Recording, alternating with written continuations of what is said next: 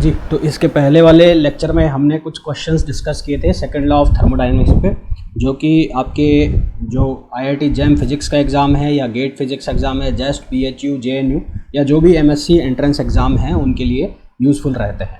तो उसी सीरीज़ में आज हम दूसरा लेक्चर लेकर आए हैं जिसमें कि हम कुछ और क्वेश्चंस डिस्कस करेंगे सेकंड लॉ ऑफ थर्मोडायनेमिक्स के। तो स्टार्ट करते हैं आज का लेक्चर। तो सबसे पहला जो क्वेश्चन है उसमें हमें दिया गया है फाइंड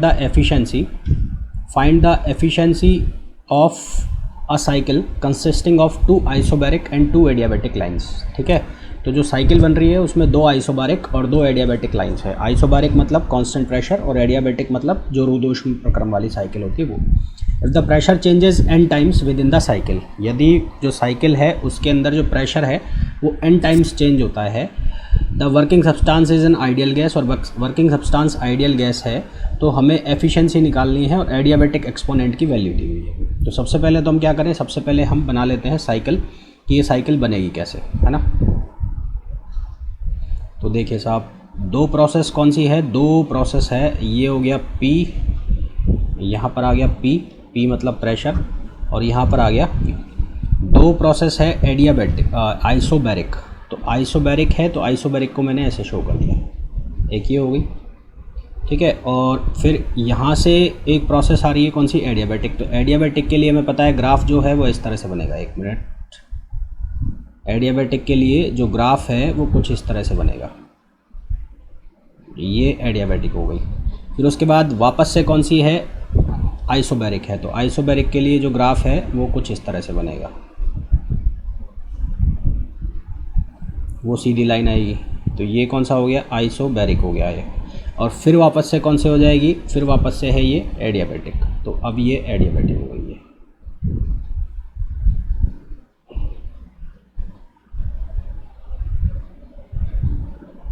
इस तरह से साइकिल बन रही है। तो ये अगर मैं इसको नंबर दूं तो इसको अगर मैं लिखूं 1, इसको लिखूं 2, इसको लिखूं 3 और इसको लिखूं 4, तो इस तरह से ये प्रोसेस हमारा कैरी हो रहा है।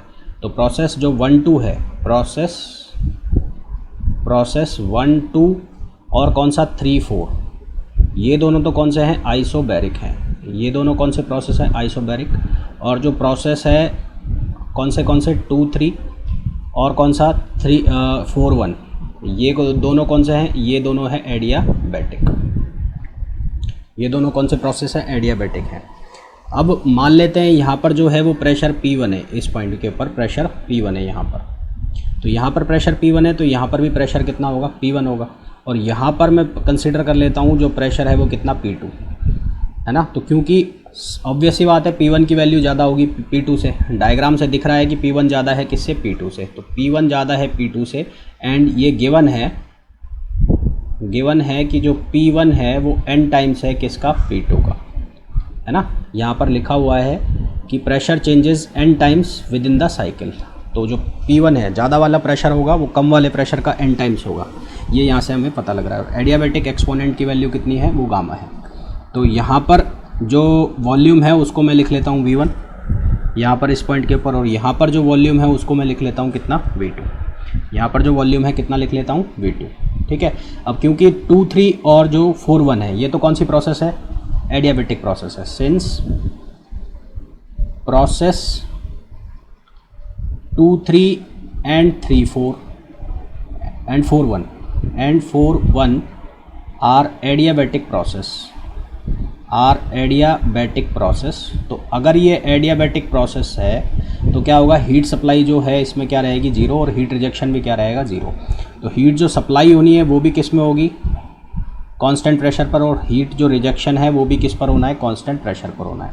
हमें क्या निकालनी है, एफिशिएंसी। तो सिंस एफिशिएंसी जो है, एफिशिएंसी बराबर होती है 1 - Q2/Q1, है ना। किसके बराबर होगी, 1 - Q2/Q1, यानी कि heat rejected upon heat supplied. Heat rejected कितना होगा, Q2, और सप्लाइड कितना होगा, Q1 होगा। तो ये फार्मूला हमें पता है। अब हमें वैल्यू चाहिए किसकी, Q1 और Q2 की। तो Q1 क्या होगा, heat supplied in a constant pressure process, है ना। तो Q1 वो क्या है, हीट सप्लाइड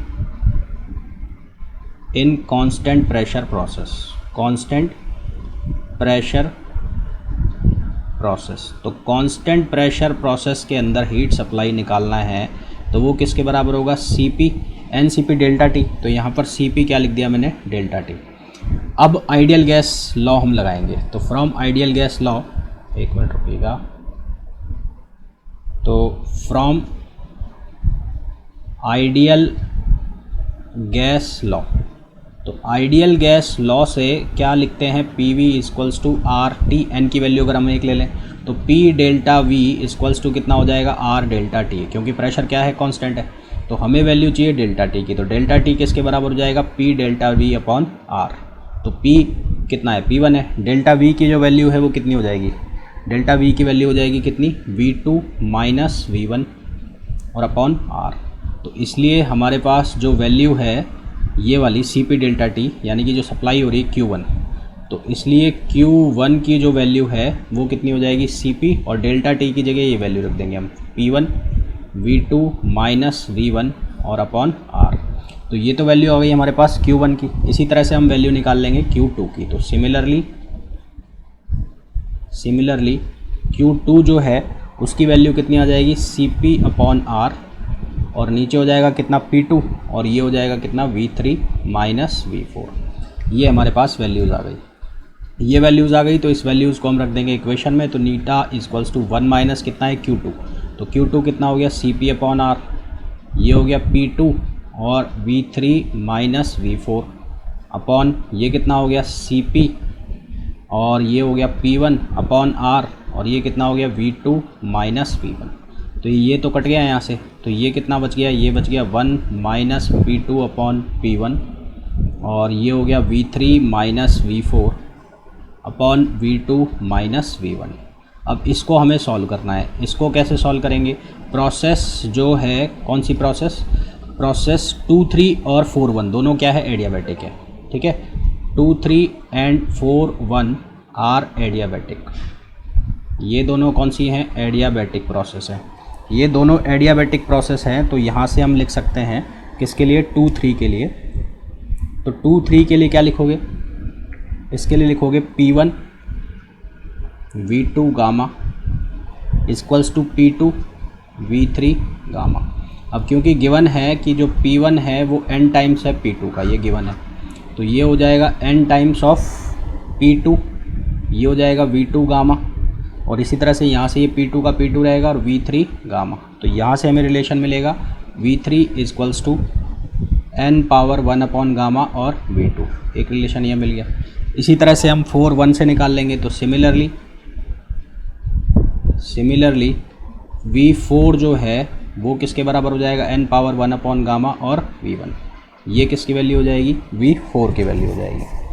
ठीक है, तो अब हम क्या करेंगे, ये जो इक्वेशन है इसमें से हमने कॉमन निकाला 1 माइनस P2 अपॉन P1, ऊपर से कॉमन निकाल लिया हमने V3, तो यहाँ कितना बच गया, 1 माइनस V4 अपॉन V3, और यहाँ से नीचे से कॉमन निकाल लिया कितना, V2, तो ये बच गया 1 माइनस V1 अपॉन V2। देखो अब यहाँ से दो वैल्यू आई मेरे पास, ये दो वैल्यू आई। तो n पावर 1 अपॉन गामा बराबर किस किस के है, ये है V3 अपॉन V2, ये है V3 अपॉन V2, और बराबर किसके है, V4 अपॉन V1। तो यहाँ से हम क्या लिख सकते हैं, इसको क्रॉस मल्टीप्लाई कराकर इसको लिख सकते हैं V4 अपॉन V3 और V2 अपॉन V1, ये लिख सकते हैं। तो अगर ये लिख सकते हैं तो ये दोनों क्या हो जाएंगे, कट हो जाएंगे। और V3 अपॉन V2 की वैल्यू किसके बराबर है, n पावर 1 अपॉन गामा, और P1 किसके बराबर है, तो ये बराबर है 1 अपॉन n हो जाएगा, और ये हो जाएगा n पावर 1 अपॉन गामा। तो यहाँ से इसको फर्दर हम सिंप्लीफाई करेंगे तो हमारे पास जो एफिशिएंसी है उसकी वैल्यू आ जाएगी, ये ऊपर जाके माइनस होएगा तो क्या बनेगा, 1 minus n 1 upon gamma minus 1, ये इसका आंसर आ जाएगा। ठीक है, 1 माइनस n की पावर 1 अपॉन गामा माइनस 1। ठीक, तो सवाल आसान था पर थोड़ा सा कंसेप्चुअल था। अगर आपको ये प्रोसेस वगैरह बनाना आते हैं तो ये क्वेश्चन आराम से हो जाएंगे, अदरवाइज़ ये अटक जाएंगे। तो ध्यान रखिएगा कि किस तरह से मैंने प्रोसेस बनाए हैं और किस तरह से मैंने इसको सॉल्व किया है। नेक्स्ट क्वेश्चन लेते हैं। इस क्वेश्चन में बोला है an ideal gas goes through a cycle consisting of. Ideal gas एक प्रोसेस के थ्रू जा रही है जिसमें जो साइकिल है उसमें पहली प्रोसेस आइसोकोरिक, फिर एडियाबैटिक एंड आइसोथर्मल। तो साइकिल बना ले। पहली प्रोसेस है आइसोकोरिक,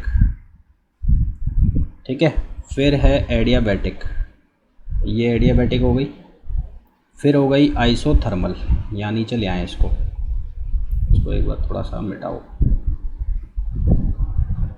ये प्रोसेस है, ठीक है। तो इसको मैंने नंबर दिया 1, इसको दिया 2 और इसको दिया 3, ये हो गया P और ये हो गया V। With the isothermal process proceeding at the minimum temperature of the whole cycle. जो आइसोथर्मल प्रोसेस है उसका मिनिमम टेम्परेचर होल साइकिल का, find the efficiency of each cycle if the absolute temperature varies n folds within the cycle. यदि absolute temperature vary कर रहा है n folds, ठीक है। तो ये आइसोथर्मल प्रोसेस है। तो यहाँ पर मैं टेम्परेचर मान लेता हूँ T0, तो यहाँ पर भी टेम्परेचर होगा कितना T0, क्योंकि टेम्परेचर वेरी कर रहा है n टाइम्स। तो 2 पर जो टेम्परेचर हो जाएगा वो कितना हो जाएगा n इंटू T0। 2 पर जो टेम्परेचर हो जाएगा कितना हो जाएगा n इंटू T0। मैं यहाँ पर जो प्रेशर, यहाँ पर जो वॉल्यूम है पूरे टाइम वो क्या रहेगा, सेम रहेगा, यानी कि इस पूरे पर वॉल्यूम क्या रहेगा V1। यहाँ पर प्रेशर मान लेते हैं हम P1 और यहाँ पर प्रेशर मान लेते हैं हम P2, ठीक है। और यहाँ पर हम प्रेशर ले लेते हैं P0 और यहाँ पर प्रेशर वॉल्यूम ले लेते हैं कितना V0, ठीक। तो सबसे पहले प्रोसेस 1, 2 से देखें तो फॉर प्रोसेस 1, 2, तो 1, 2 प्रोसेस से आपको यार दिख रहा है कांस्टेंट वॉल्यूम है। कांस्टेंट वॉल्यूम है तो यहाँ से हम क्या लिख सकते हैं, P1 upon T1 equals to P2 upon T2। तो P1 जो है उसकी वैल्यू P1 और T1 की वैल्यू कितनी है T0। P2 की वैल्यू निकालनी है और T2 की वैल्यू कितनी है n T0। तो यहाँ से T0 से T0 कैंसिल हो गया, T0 से T0 कैंसिल हो गया, तो P2 की वैल्यू आ गई है। P2 की वैल्यू कितनी आई है, P2 की वैल्यू आई है n इंटू P1। ये किसकी वैल्यू आ गई, P2 की वैल्यू आ गई n इंटू P1। प्रोसेस जो है कौन सी वाली, 2, 3 जो प्रोसेस है वो है एडियाबैटिक, और जो प्रोसेस 3, 1 है वो कौन सी है, वो है आइसोथर्मल, ठीक है। वो कौन सी है, आइसोथर्मल है।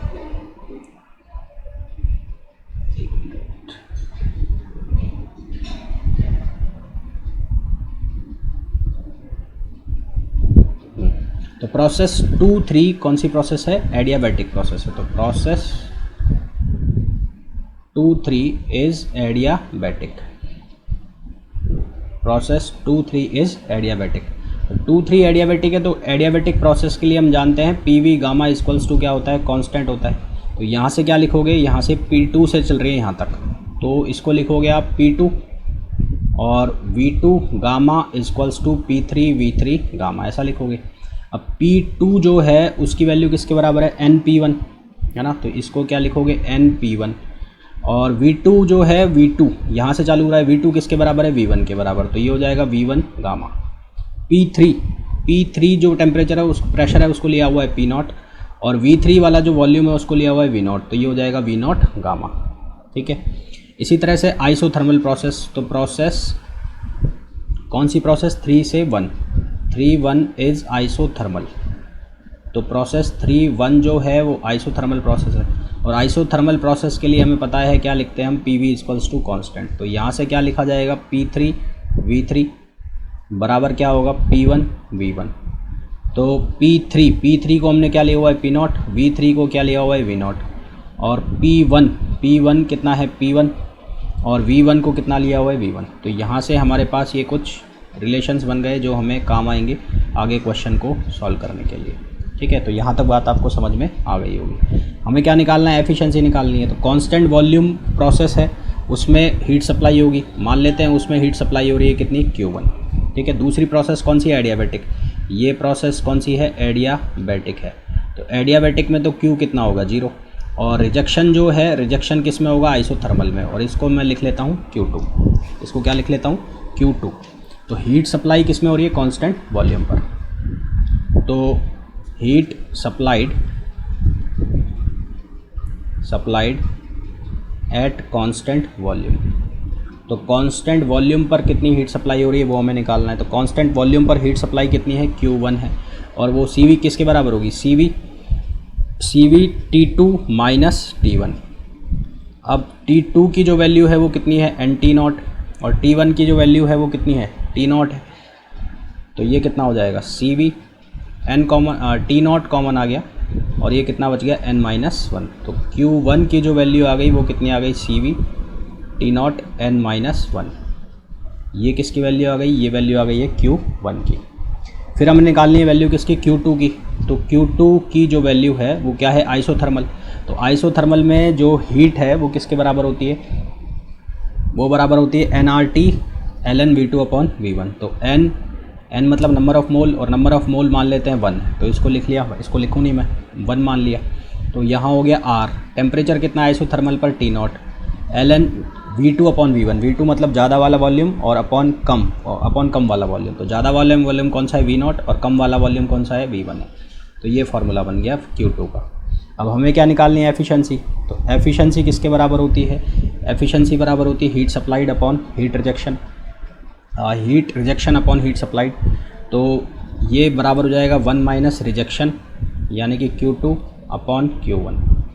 तो यहाँ से 1 माइनस Q2 जो है, Q2 की वैल्यू कितनी है, Q2 की वैल्यू है R T not ln V0/V1, और सप्लाई कितने की है, सप्लाई है सी वी टी नॉट n-1। तो ये टी नॉट से टी नॉट ख़त्म हो गया, तो यहाँ से तो ये वैल्यू मर गई इसकी। तो यहाँ हमारे पास ये बचा 1 माइनस R ln V0/V1 और अपॉन सी वी n-1, ये बच गया। ठीक है, इतना बच गया। अब हमारे पास सी वी जो होता है, सी वी की वैल्यू जो होती है वो होती है R/Γ-1। ठीक है, सी वी की जो वैल्यू होती है वो कितनी होती है, R/Γ-1। इसके पहले हम इसको यहाँ पे पहले मैं लिख लेता हूँ, सी वी जो है वो किसके बराबर होता है, R/Γ-1। तो सी वी अपॉन R ये किसके बराबर हो जाएगा, 1/Γ-1 के बराबर हो जाएगा। ठीक है, तो अब सबसे पहले हमें वैल्यू निकालनी ln V0/V1 की। तो उसके लिए हम कौन सा रिलेशन यूज़ करेंगे, ये वाला NP1 V1 गामा और P0 V0 गामा, ये वाला रिलेशन हम यूज़ करेंगे यहाँ पर। ठीक है, तो ये एडियाबैटिक प्रोसेस वाला यूज़ करेंगे। तो एडियाबैटिक प्रोसेस यानी कौन सी प्रोसेस, 2-3। तो फ्रॉम प्रोसेस 2-3, तो एडियाबैटिक प्रोसेस है, तो उसके लिए हम क्या लिखते हैं, V1/V2,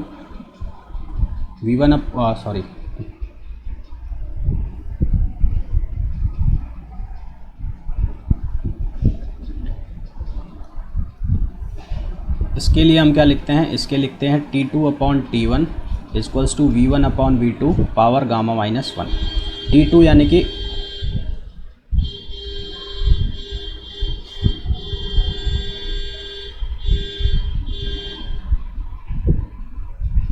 T2 यानी कि ये 3 वाला टेम्परेचर जो कि है T0, है ना।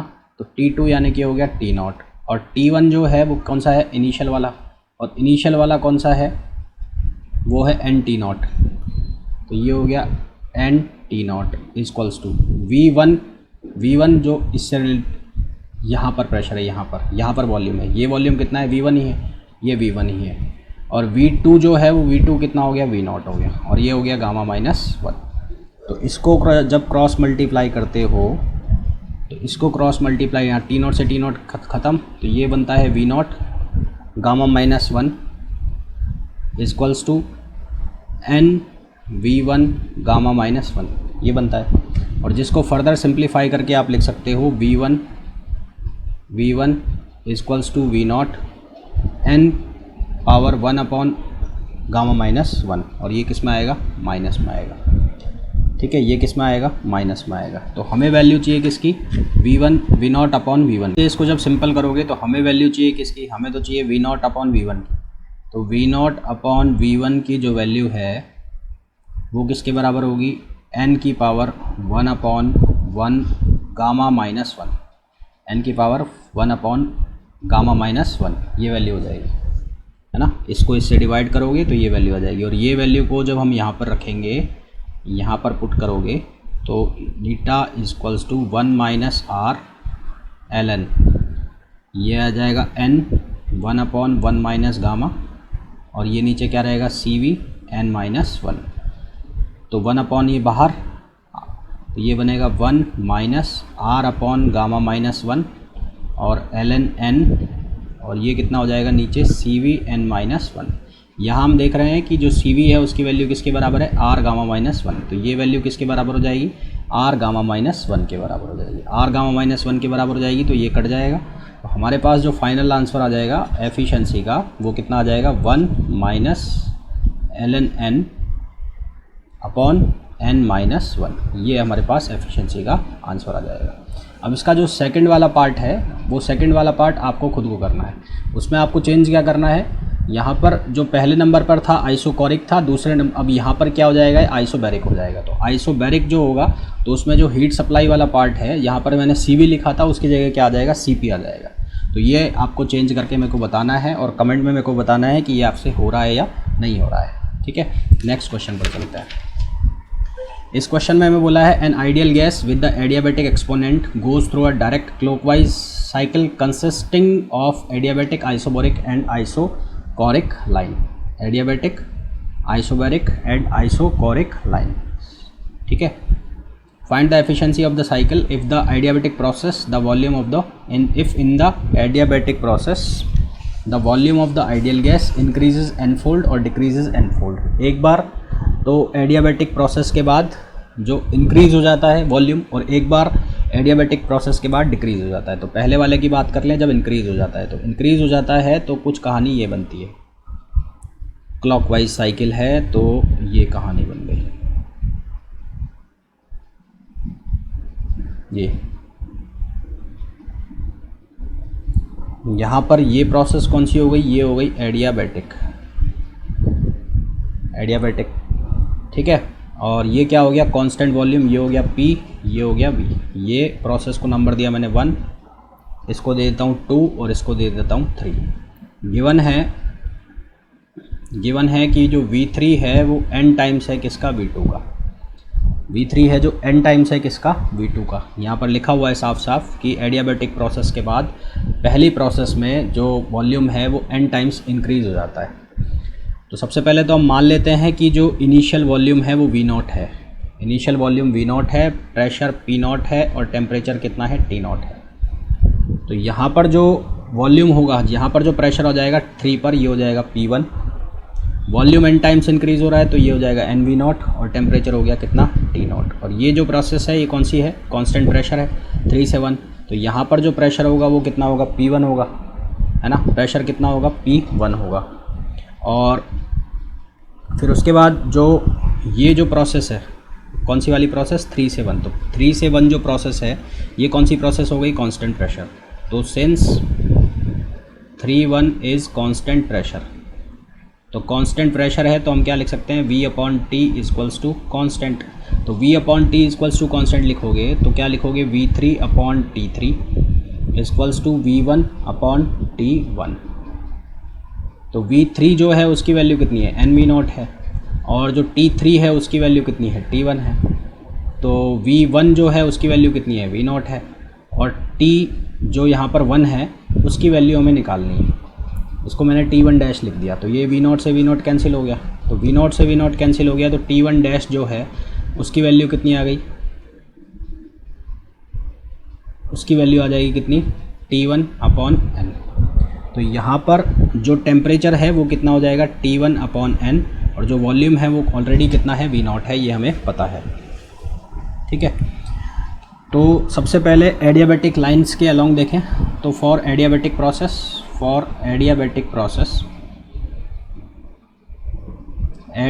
प्रोसेस के लिए हम लिख सकते हैं T3 upon T2 equals to V2 upon V3 power gamma minus 1, ऐसा हम लिखते हैं। ये फार्मूला आप याद रखना। एडियाबैटिक प्रोसेस या पॉलीट्रॉपिक प्रोसेस के लिए आप एक फार्मूला याद रखना, T2 upon T1 equals to P2 upon P1 power N upon N minus 1 upon N, और V1 upon V2 N minus 1। यहाँ पर अगर एडियाबैटिक प्रोसेस है तो ऊपर क्या आ जाएगा, गामा आ जाएगा N की जगह। तो ये आप ध्यान रखना, इसके थ्रू आप पॉलीट्रॉपिक और एडियाबैटिक प्रोसेस जितनी भी है उनको आसानी से सॉल्व कर सकते हो। तो T3 का मतलब ऊपर वाला जो टेम्परेचर है फाइनल है, और नीचे वाला जो टेम्परेचर है वो इनिशियल है। तो फाइनल टेम्परेचर T3 टेम्परेचर यहाँ पर कितना है T1 है, और इनिशियल टेम्परेचर T0 T2 यानी कि वो कितना है T2 है। V2 जो है उसकी वैल्यू कितनी है V0 है, और V3 जो है उसकी वैल्यू कितनी है NV0 है, और ये हो गया गामा-1। तो ये V0 से V0 ख़त्म हो गया, V0 से V0 ख़त्म हो गया। तो हमारे पास एक रिलेशन बना, क्या रिलेशन बना, T1 = N गामा-1 इंटू T0। N गामा-1 ये बनेगा ना, नहीं मैंने गलत मल्टीप्लाई कर दिया, 1/n है ये। तो ये बनेगा हमारे पास यहाँ से, ये बनेगा T0 = N गामा-1 इंटू T1, ये रिलेशन बनेगा हमारे पास। ठीक है, तो हमें क्या निकालना है, Q1 क्या है, हीट सप्लाइड, तो हीट सप्लाइड होगी यहाँ पर, ये हो गया Q1, और रिजेक्शन कहाँ होगा, यहाँ पर, क्योंकि ये एडियाबेटिक प्रोसेस है तो इसके अंदर क्या होगा, हीट 0 होगा। तो Q1 की अगर वैल्यू हम निकालें तो Q1 कितना आएगा, CV डेल्टा T, यानी कि T2 - T1, CV delta T। तो CV T2 जो है उसकी वैल्यू ये T0, और इनिशियल टेम्परेचर कितना है, इनिशियल टेम्परेचर है T1। तो Q1 CV T0 की जो वैल्यू है वो यहाँ पर लिखी हुई है, कितनी है, N गामा-1 इंटू T1, N गामा-1 इंटू T1, और माइनस यहाँ पर क्या लिखा हुआ है, इनिशियल टेम्परेचर कितना था, T1/n है यहाँ पर, तो ये कितना होगा, T1/n। तो इसमें से कॉमन कितना आ रहा है, इसमें से कॉमन आ रहा है T1/n को यदि हम कॉमन निकाल लें तो CV T1/n कॉमन आ गया, बचा कितना, ये बच गया N पावर गामा-1, ये बच गया। तो ये हमारे पास किसकी वैल्यू है, ये आ गई हीट सप्लाइड की वैल्यू। ठीक है, ये किसकी वैल्यू आ गई, हीट सप्लाइड की। अब हमें वैल्यू किसकी निकालनी है, रिजेक्शन की। तो रिजेक्शन कहाँ हो रहा है, Q2 पर हो रहा है। ठीक है, कहाँ पर हो रहा है, Q2 पर। तो Q2 की जो वैल्यू हमें निकालनी है, तो Q2 की वैल्यू कैसे निकालेंगे, देखो ये Q2 है, तो Q2 में कैसे होगा, CP T1 - T1/n। तो कॉमन कितना आ गया, CP T1, तो 1 - 1/n, ये रिजेक्शन हो गया। तो हमारे पास हीट रिजेक्शन भी आ गया और हीट सप्लाई भी आ गई। तो हमारा जो फॉर्मूला बना वो क्या बनेगा, 1 - Q2/Q1। तो 1 - Q2 जो है उसकी वैल्यू कितनी, उसकी वैल्यू CP T1 1 - 1/n, और Q1 जो है उसकी वैल्यू कितनी, CV T1/n, n पावर गामा-1। तो ये T1 से T1 कैंसिल, CP/CV जो है उसको हम लिखते हैं गामा, CP/CV जो है उसको हम क्या लिखते हैं, गामा लिखते हैं, है ना। तो ये क्या बन जाएगा, ये बन जाएगा 1 - गामा, क्या बन जाएगा, 1 - गामा बन जाएगा। और यहाँ से LCM अगर लेते हो, गामा बन गया, ये फिर लोगे इसका LCM, तो ये बनेगा N-1/n, और नीचे क्या बनेगा, यहाँ बनेगा n, और n पावर गामा-1, ये बन जाएगा। ठीक है, ये बनेगा, ये n ऊपर चला जाएगा, ये वाला n, ये n ऊपर, तो n से n कट गया, तो हमारे पास ओवरऑल जो एफिशिएंसी का फॉर्मूला आ गया वो कितना आ गया, 1 - गामा n-1 अपॉन n गामा-1। ये हमारे पास इसका फॉर्मूला आ गया, किसका, एफिशिएंसी का। ठीक है, ये तो था इसका पहला सवाल। दूसरे सवाल में क्या दे रखा है कि डिक्रीज़ होता है, एडियाबेटिक प्रोसेस के बाद जो वॉल्यूम है वो डिक्रीज़ हो रहा है, यानी कि जो प्रोसेस है वो कुछ इस तरह से बनेगी। अब ये इस तरह से बनेगी प्रोसेस, इस तरह से प्रोसेस होगी। तो ये जो प्रोसेस है ये क्या हो जाएगी, एडियाबेटिक। यहाँ पर ये जो प्रोसेस है ये कौन सी हो जाएगी, आइसोबैरिक, और ये कौन सी हो जाएगी, कांस्टेंट वॉल्यूम यानी कि आइसोकोरिक। तो अब यहाँ से हीट सप्लाई होगी और यहाँ से क्या होगी, हीट रिजेक्शन होगा। तो यहाँ जो प्रेशर है P1, V0 और NT1, यहाँ पर P1, यहाँ पर वॉल्यूम V0/n, और टेम्परेचर हो गया कितना, T1। ठीक है, टेम्परेचर कितना हो गया, T1, और यहाँ पर कितना हो गया, P0, V0 और T0। अब ये आपको थोड़ा सा देखना पड़ेगा यहाँ पर कि ये मैंने कैसा किया है। ठीक वैसे ही किया है जैसे कि इसके पहले वाले क्वेश्चन में किया था। हमें बोला गया है कि एडियाबैटिक प्रोसेस के बाद जो प्रेशर है वो डिक्रीज़ हो रहा है, तो यहाँ पर लिख दिया V0/N। अब ये कांस्टेंट प्रेशर है, तो कांस्टेंट प्रेशर वाला जो फंडा है वॉल्यूम प्रोपोर्शनल टू टेम्परेचर, वो लगा के आप यहाँ पर क्या निकाल लोगे, टेम्परेचर की वैल्यू निकाल लोगे कि कितना टेम्परेचर हो जाना है। ठीक है, और इसी तरह से यहाँ पर आप वैल्यू निकाल लोगे इस तरह से। तो अब यहाँ पर वापस से अगर हम एडियाबैटिक प्रोसेस वाले वो लगाएंगे तो Q2 जो है वो क्या है, हीट रिजेक्शन है। तो Q2 जो है उसकी वैल्यू कितनी आ जाएगी, CV, क्योंकि अब कांस्टेंट वॉल्यूम पर हो रहा है, तो कांस्टेंट वॉल्यूम पर हो रहा है तो कितना आ जाएगा, CV N T1 minus T0। ये तो वैल्यू आ गई किसकी, Q2 की। और सप्लाई किस पर है, Q1, तो सप्लाई Q1 पर है तो वो कितना होगा, CP N T1 minus T1, ये आ जाएगा। तो यहाँ से Q1 की वैल्यू CP और T1 N माइनस 1, ये Q1 की वैल्यू आ गई। ठीक है, तो अब एफिशिएंसी का हम फार्मूला लगाएंगे, तो eta equals to 1 minus Q2 upon Q1, तो Q2 अपॉन Q1, तो 1 माइनस Q2 की वैल्यू कितनी है, CV, इसमें से कॉमन ये लिखा हुआ है N T1 माइनस T0, और जो CP है, CP की वैल्यू Q1 की वैल्यू है वो कितनी है, CP T1 कॉमन ना, CP T1 और N माइनस 1, ये आ गया। अब यहाँ पर से वापस से हमें सॉल्व करना है, वही एडियाबैटिक का रिलेशन लगाना है। तो आफ्टर यूजिंग एडियाबैटिक रिलेशन, ये वाला, तो एडियाबैटिक का रिलेशन यूज़ करोगे, TV gamma minus 1 equals to constant अगर यूज़ करते हैं तो यहाँ से हमारे पास रिलेशन बनेगा क्या, T1 equals to N gamma minus 1 into T0, और इसको यहाँ पर अप्लाई करेंगे तो ईटा की जो वैल्यू है वो कितनी आ जाएगी, 1 minus N power gamma minus 1 upon gamma N gamma minus 1 और N माइनस 1। ठीक है, तो होपफुली ये समझ में आपको आ रहा होगा कि इसको मैं किस तरह से सॉल्व कर रहा हूँ और क्या मैं इसमें प्रोसेस क्या लगा रहा हूँ। ठीक है, कौन से मैं इसमें मेथड का यूज़ कर रहा हूँ। इसके बाद नेक्स्ट क्वेश्चन पर चलते हैं।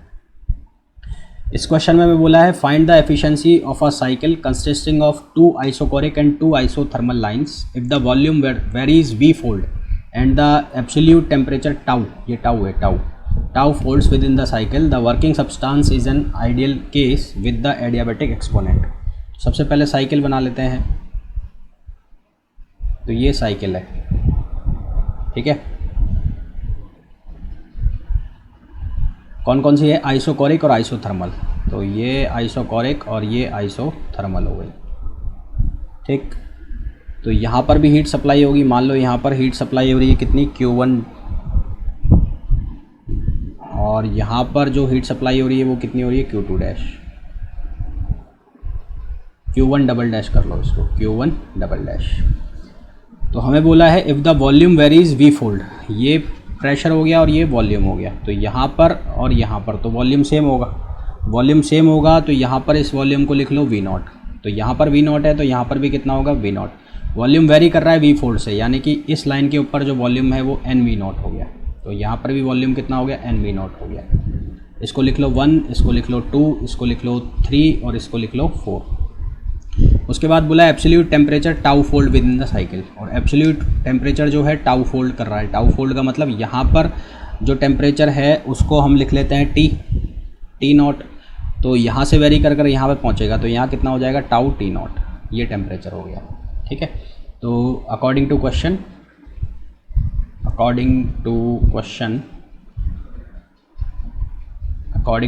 क्वेश्चन के अकॉर्डिंग क्या लिखा हमने लिखा कि जो T2 बराबर T3 है वो किसके बराबर हो गया, टाउ T0 के, और T1 बराबर T4 जो है वो किसके बराबर हो गया, T0 के। इसी तरह से V1 बराबर V2 हो गया V0 एंड V3 बराबर V4, ये बराबर हो गया किसके, NV0 के। हमें क्या निकालनी है, एफिशिएंसी, तो एफिशिएंसी बराबर होगी हीट सप्लाई, तो टोटल हीट जो सप्लाई हो रही है, टोटल हीट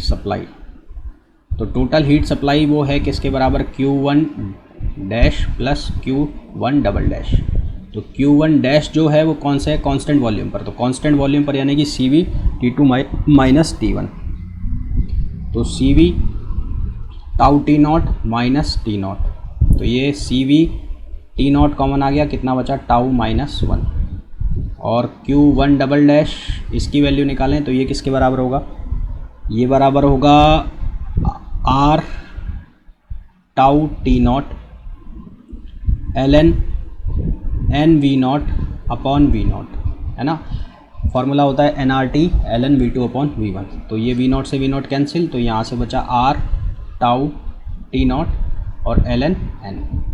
तो कुल हीट जो सप्लाई है, टोटल हीट सप्लाइड उसकी वैल्यू कितनी आ गई है, उसकी वैल्यू आ गई CV T0 tau minus 1 plus R tau T0 और ln n, ये वैल्यू हो गई। फिर निकालना है हीट रिजेक्शन, तो हीट रिजेक्शन कहाँ कहाँ होगा, एक तो यहाँ होगा Q2 डैश और एक होगा यहाँ पर Q2 डबल डैश। तो हीट रिजेक्शन की वैल्यू निकालनी, तो एक तो आ गया Q2 डैश, तो Q2 डैश किस पर होगा, कांस्टेंट वॉल्यूम पर होगा, तो कांस्टेंट वॉल्यूम का क्या लिखोगे, CV, और टेम्परेचर कितना है, टाउ T0 माइनस T0, तो कॉमन कितना आ गया, ये आ गया CV T0 और टाउ माइनस 1, एक तो ये हो गया, और Q2 डबल डैश तो वो हो जाएगा कितना, R T0 और ln n V0 upon V0, तो ये कट गया, तो ये कितना हो गया, R T0 ln V2, तो टोटल हीट रिजेक्टेड, तो टोटल जो हीट रिजेक्ट हो रही है वो कितनी हो रही है, CV T0 टाउ माइनस 1 और plus R T0 ln n। हमें क्या निकालना है, एफिशिएंसी, तो efficiency 1 minus Q2 upon Q1, Q2 मतलब total heat rejected upon total heat supplied, तो Q2 की जो वैल्यू है वो वैल्यू कितनी आ गई है, वो वैल्यू आ गई CV T0 tau minus 1 plus R T0 ln n upon यहाँ पर कितना है, CV tau T0 tau minus 1, tau ये नहीं टाउ T0 है खाली, तो यहाँ पर T0 है,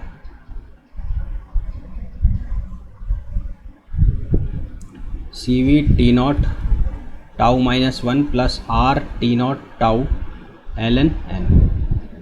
क्या कॉमन आ रहा है, R को क्या लिख सकते हैं हम, यहाँ पर CV जो है उसको हम क्या लिख सकते हैं, R अपॉन गामा माइनस 1, तो CV जो होता है वो किसके बराबर होता है, R अपॉन गामा माइनस 1 के, तो R अपॉन गामा माइनस 1 के बराबर होता है, तो ईटा इक्वल्स टू 1 माइनस, इसको लिखा मैंने R upon gamma minus 1 T0 tau minus 1 plus R T0 ln n upon ये R upon gamma minus 1 T0 tau minus 1 plus R T0 tau ln n, ये वैल्यू आएगी। अब यहाँ से R हर जगह से कॉमन आकर कट जाएगा, T0 हर जगह से कॉमन आकर कट जाएगा, तो बचेगा क्या, 1 माइनस R हर जगह से cancel, R R R R T0, तो यहाँ कितना बचा, यहाँ बचा tau minus 1 upon gamma minus 1 plus ln n upon ये कितना बचेगा, 1 upon tau minus 1 upon gamma minus 1, और ये कितना बचेगा, टाउ ln n, कितना बचेगा, टाउ ln n, इतना बच जाएगा। तो अब इसका एलसीएम लेंगे और एलसीएम लेके हम इसको फर्दर सिंप्लीफाई करेंगे, तो हमारे पास आंसर आ जाएगा tau minus 1 ln n upon tau ln n plus tau minus 1 upon gamma minus 1, ये हमारे पास फाइनल आंसर आ जाएगा। ठीक है, तो ये क्वेश्चंस बड़े ज़रूर हैं पर सिंपल हैं। अगर आपको इनका साइकिल का प्रोसेस बनाना आता है, आपको पता है कि किस प्रोसेस में कौन सा कॉन्सेप्ट लगता है, कौन आइसोबैरिक प्रोसेस में हम क्या लॉ यूज़ करते हैं, आइसोकोरिक प्रोसेस में हम क्या लॉ यूज़ करते हैं। तो अगर आप लोगों को ये सब चीज़ें पता है तो ये क्वेश्चन हो जाएंगे आसान, और अगर आप लोगों को ये सब चीज़ें नहीं पता है तो ये क्वेश्चन हो जाएंगे डिफ़िकल्ट। ठीक है। Molecule of an ideal gas with heat capacity CV goes through a process in which its entropy S depends on T as S बराबर alpha upon T, where alpha is a constant. The gas temperature varies from T1 to T2. Find the molar heat capacity of the gas as a function of its temperature, the amount of heat transferred and the work performed by the gas. देखो साहब कैसे करेंगे इसको। यहाँ पर हमें entropy का relation दिया है, S बराबर अल्फा अपॉन टी दिया है, which is entropy S depends on 1 mole of an ideal, 1 मोल है, n बराबर कितना दिया है, 1 मोल दिया है। आइडियल गैस है, heat capacity CV goes through a process. देखो साहब, तो हमें क्या निकालना है, molar heat capacity of the gas. तो उसके लिए हमें क्या चाहिएगा, हीट चाहिएगा।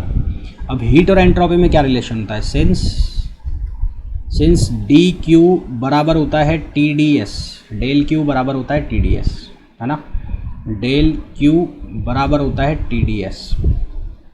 हमें मोलर हीट चाहिए, तो मोलर हीट कांस्टेंट वॉल्यूम में चाहिए, तो इसको लिखा मैंने CV dt बराबर हो गया है TdS। तो यहाँ से CV की जो वैल्यू है वो किसके बराबर बनेगी, TdS upon dt, TdS upon dt इसके बराबर होगी। और हमें क्वेश्चन में S दिया है एंट्रोपी, हमें क्वेश्चन में गिवन क्या है कि जो S बराबर है वो अल्फ़ा अपॉन टी है। तो S का यदि डिफरेंशिएशन कर दें t के रिस्पेक्ट में, तो इसको लिखूंगा मैं ds अपॉन dt, और t का डिफरेंशिएशन करोगे 1 अपॉन टी का, तो 1 अपॉन टी का डिफरेंशिएशन क्या आएगा, minus alpha upon t square, ये आ जाएगा। तो ये वैल्यू को यहाँ पर रखोगे तो यहाँ से CV equals to t ds upon dt की जगह रख दोगे पूरा minus alpha upon t square, तो ये बनेगा माइनस अल्फ़ा अपॉन टी, ये वैल्यू हो जाएगी। तो ये जो CV की वैल्यू आ गई है, अब यहाँ से तो ये वैल्यू आ गई किसकी, CV की। और ये हमें पूछा है क्वेश्चन नंबर 1 में कि molar heat capacity of the gas, तो molar heat capacity of the gas कितना आ गया, माइनस अल्फ़ा अपॉन टी। फिर पूछा है amount of heat transferred of the gas, तो amount of heat transfer of the gas यानी कि Q, तो Q जो है dQ बराबर TdS है, तो TdS है तो यहाँ पर हम वैल्यू रख दें C delta T, CV delta T, तो CV डेल्टा टी, और इसका जो टेम्परेचर है वो कहाँ से कहाँ तक वेरी कर रहा है, T1 से T2 तक। तो CV की वैल्यू तो ये आ गई, कितनी आ गई, माइनस अल्फ़ा अपॉन टी, और ये आ गया कितना, dt। तो 1 अपॉन टी का जो डिफरेंशिएशन इंटीग्रेशन है लॉग में होता है, तो ये क्या बनेगा, alpha ln T1 upon T2, minus sign को इंक्लूड कर लिया है हमने। फिर तीसरा हमें क्या पूछा है, वर्क डन। तो work done, first law of thermodynamics से वर्क डन जो है डेल W वो बराबर हो जाएगा del Q minus delta U के। तो डेल Q की जो वैल्यू है वो किसके बराबर हो गई, alpha ln T1 upon T2, और जो डेल्टा U है, डेल्टा U किसके बराबर होगा, CV T2 माइनस T1, है ना, किसके बराबर होगा, CV T2 माइनस T1। तो यहाँ पर इसको लिखा मैंने minus CV T2 minus T1, और अगर माइनस कॉमन ले लोगे तो डेल्टा W की जो वैल्यू है वो कितनी हो जाएगी, alpha ln T1 upon T2 plus हो जाएगा CV T1 माइनस T2, ये हमारे पास वैल्यू आ जाएगी। ठीक है, ये किसकी वैल्यू आ जाएगी, वर्क डन की। तो ये थे कुछ क्वेश्चंस आज के लेक्चर में। इसके जो बचे हुए क्वेश्चंस हैं वो हम नेक्स्ट लेक्चर में करेंगे, क्योंकि जो लेक्चर है ऑलरेडी बड़ा हो गया है। तो पहले आप ये क्वेश्चंस मेरे कराने के बाद इनको एक बार वापस से करना आप। इसके बाद नेक्स्ट लेक्चर में हम कुछ और क्वेश्चंस डील करेंगे इसके। फिर उसके बाद हम स्पेसिफिक एक लेक्चर करेंगे जिसके ऊपर हम क्वेश्चन करेंगे एंट्रोपी के, कि एंट्रोपी के क्वेश्चंस किस तरह से होंगे, और जो एक होता है हमारा क्लासियस इनइक्वालिटी, उसके क्वेश्चंस किस तरह से होते हैं। तो मिलते हैं नेक्स्ट लेक्चर में। Till then, thank you, bye bye.